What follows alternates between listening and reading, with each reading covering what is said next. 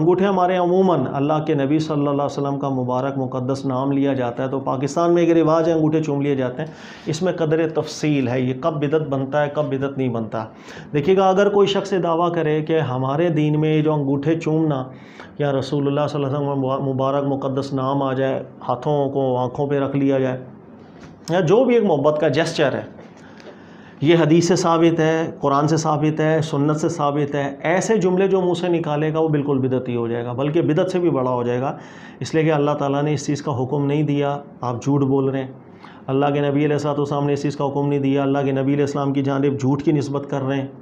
تو جھوٹ نہیں بولنا چاہیے، یاد رکھیے گا۔ تو واضح طور پر کہنا چاہیے کہ یہ جو عمل ہے ہمارے یہاں، جس کی ایک رسم بنی ہوئی ہے، ایک عمل کیا جاتا ہے، انگوٹھے چوم لیے جاتے ہیں، قرآن میں ذکر نہیں، اللہ کے نبی علیہ السلام کی سنت میں ذکر نہیں۔ جتنی روایات بنی ہوئی ہیں ان میں سے کوئی بھی روایت ثابت نہیں ہے، یاد رکھیے گا، کوئی روایت نہیں، زیادہ تر جھوٹی روایت ہے۔